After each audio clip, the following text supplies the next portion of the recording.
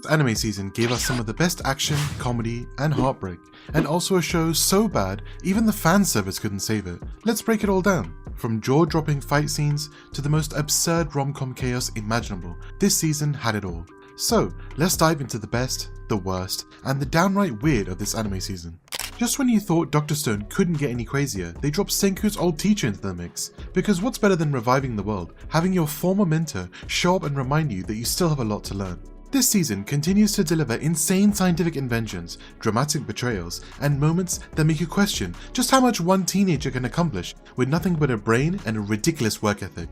If you love a mix of science and shonen madness, this one's still firing on all cylinders. If you thought solving murder mysteries and political intrigue couldn't be relaxing, Apothecary Diaries is here to prove you wrong. Mao Mao continues to outwit royalty and scheming nobles while casually brewing some tea and throwing out some dry sarcasm like it's a second language. The show strikes an incredible balance between slice of life and high stakes court drama, making you feel like you're just vibing with Mao Mao until someone inevitably gets poisoned and the plot thickens. A true slow burn gem. If you've ever wanted a fantasy anime that blends office life with epic boss fights, I May Be a Guild Receptionist but I'll solo any boss to clock out on time delivers exactly that.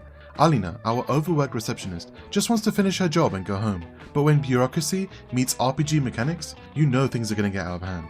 The show balances light-hearted humor with genuinely cool action sequences, giving us an MC who can both file paperwork and solo a dungeon boss. If you're looking for something fun, unique, and refreshingly self-aware, this is one to check out.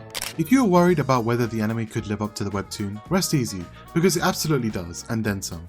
The animation is so good, it almost feels like something Madhouse would have done back in their prime, before they became allergic to sequels. Every episode feels like a mini movie, with god-tier animation, fluid fight choreography, and perfectly executed power moments that make you want to punch the air.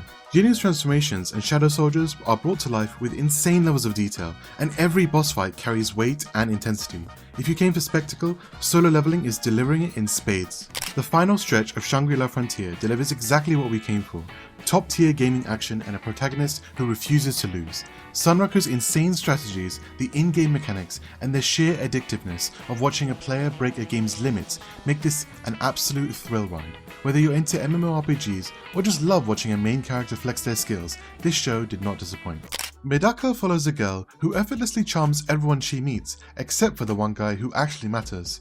Our MC is training to be a monk, determined to resist all worldly temptations, but Mona is determined to make him fall for her.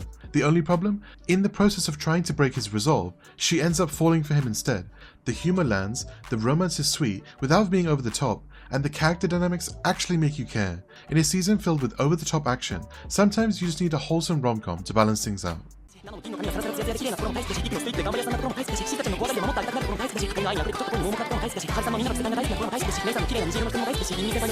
Speaking of rom-coms, 100 Girlfriends continues to be one of the most insane yet somehow emotionally satisfying shows of the season. The comedy is on point, the parodies are brilliant, and the romance shockingly well done. The way it manages to juggle an absurdly large cast while keeping every character lovable and relevant is a miracle.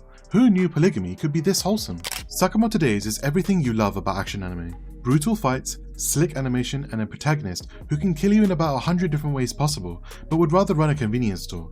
Every fight sequence is a masterclass in fluid movement and creative combat, proving once again that action anime thrives when every punch, kick, and bullet matters. If you love a series that mixes humor with serious assassin business, this is a must-watch. If you ever wanted a show where the only thing worth watching is the bath scenes, congratulations, Beheneko exists. The pacing is slow, the story is forgettable, and even the fan service is underwhelming. Just skim through it for the highlights and move on. Even the fan service loyalists deserve better than this.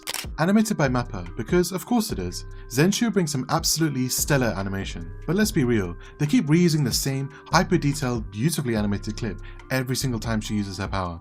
It's the anime equivalent of copy-pasting a super move in a fighting game. At this point, they might as well just make it a GIF and call it a day. Still, if you love eye-candy fights, this one's worth checking out. And that's the season. What were your favourites? What completely disappointed you? Let me know in the comments. This season had some absolute bangers and a few major letdowns, but overall, anime fans ate well. And if you enjoyed this video, don't forget to like, subscribe, and hit that bell so you never miss another breakdown of anime greatness.